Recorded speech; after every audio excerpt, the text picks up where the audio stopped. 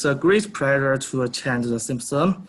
First, please allow me to introduce myself. I'm from Chinese Bird Banding Center, the department which is responsible for the implementation and the management of national bird banding work. We are also engaged in bird conservation and research. Today is very honored to have this opportunity for sharing the knowledge of Dunlin's conservation with everyone.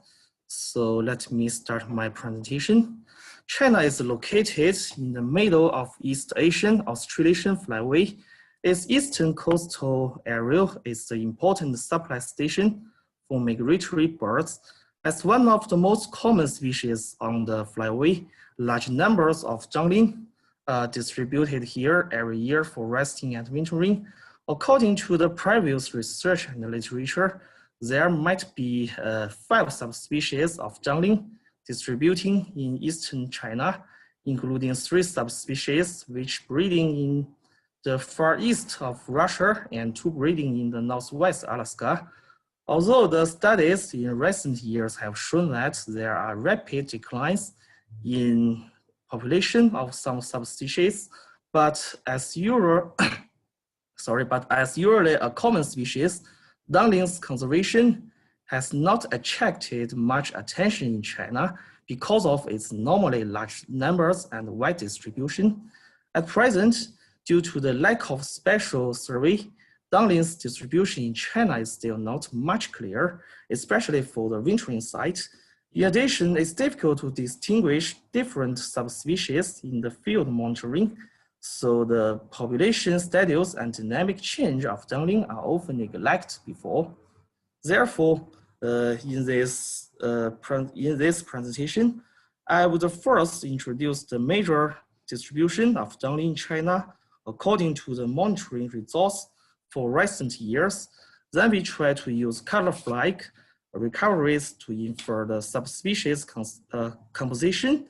Finally, we based on the year's monitoring results to evaluate the dynamic change of Dunlin's population. Since 2016, a synchronized monitoring of water birds in Bohai Sea and the Yellow Sea has been launched by Wetland International and the Northeast Geography Institute. This monitoring is carried out in spring and conducted by multiple departments, such as university or research institute. So we summarize the monitoring results for recent years to determine the major distribution of Dunlin. We can see in the picture, most Dunlins are concentrated in Bohai Bay area. The major stopper sites includes Yalujiang Estuary, Liaohe Estuary, and the Yellow River Delta. The largest population is more than 40,000.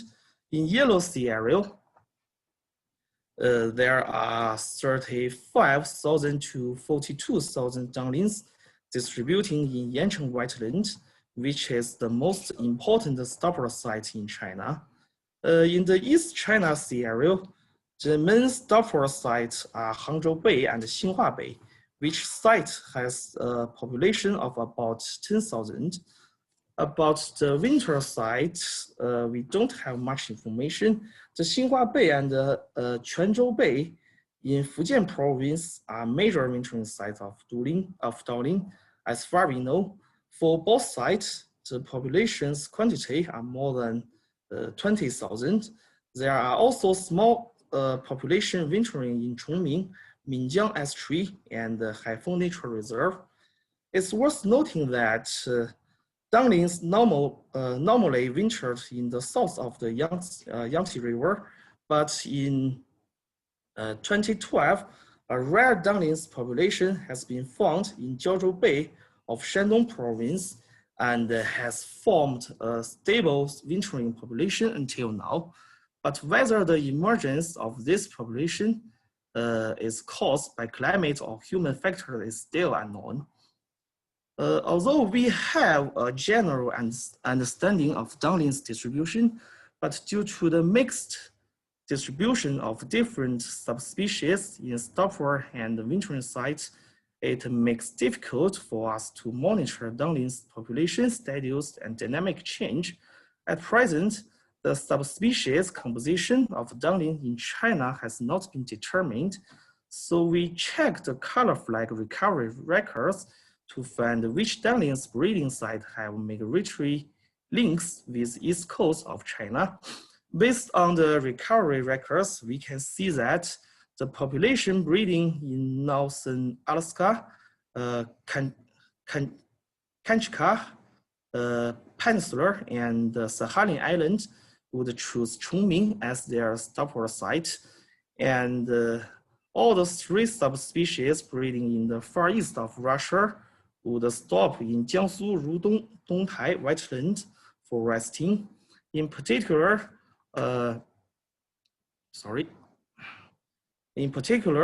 although Dunlin is the short-range migratory bird, it's extremely rare in Oceania, but Chongming and Nanpu wetland have both collected the individuals of Dunlin, which banding in Australia. Therefore, the color flag recoveries show that there are at least 4 subspecies of Dunlin distributing in the east coast of China. In addition, the population breeding in western Alaska is often thought to migrate along the Pacific American Flyway. However, some domestic studies using molecular technology have proved that subspecies is also distributed in the east coast of China. This suggests that some individuals of this population might fly across the Bering Strait and migrate along the East Asian-Australia Flyway, just like the northern breeding population did. Understanding population changes in migratory birds requires long-term monitoring. Yalujiang estuary is one of the most important supply stations for Dunlin. For distribution number, it is second only to Yancheng wetland. As a local dominant species, Dunlin's population at different times every year all reaches the standard of 1% of the global population. In recent years, we have carried out monitoring of water birds in Yalujiang estuary every spring. According to the results of the survey in the past 5 years, the numbers of Dunlin has reached 26% of the total waders number during the northward migration period. And the average number of Dunlin in survey is about 37,500. We use the fixed point method to do the survey. The interval of each survey point was about 3 to 4 kilometers. Therefore, 15 survey points were determined at the boundary of the reserve. The distribution of Dunlin at each point was shown in the picture. It's worth noting that the number of Dunlins at point 15 is very low, but according to the survey report of 1999 to 2010, we know that point 15 used to be the most distributed area of Dunlin, but since 2006, the number has shown a steady decline. This is possibly due to the reclamation and the development of the port facility, which has resulted in the loss of some maybe 230 hectares of intertidal habitat in this area. Moreover, the decline in number of the decline in the number of Dunlin in the mother flight from point 2 to point 7 also caught our attention, because this is the core area of the nature reserve, which usually has little human interference and rich food resource. However, the monitoring results in recent years shows that the number of birds in this area fluctuates greatly from year to year, especially the number of Dunlin shows a continuous decline. So we wonder if there are any change in food resource or other potential threats. So finally, we summarize the threats of Dunlin faced in China.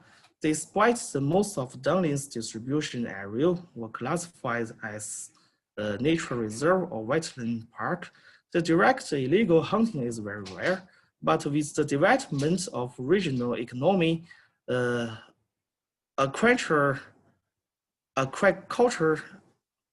crops, and other human activities may indirectly affect Dunlins. By the monitoring results of Yalujiang S3, we can see that habitat loss caused by reclination is still the most threatening factor. However, the impacts of food resource changing is not as strong as that caused by reclination. It is also an important factor threatening Dunlins because it's difficult to be detected and direct effect. The last one is less attention. Given the current trend of decline in Dunlin's population, we call for more targeted monitoring and research so that we can keep track of the dynamic of the Dunlin's population. After all, prevention is the best protection. Okay, so that's all. It's my presentation. Thank you, everyone.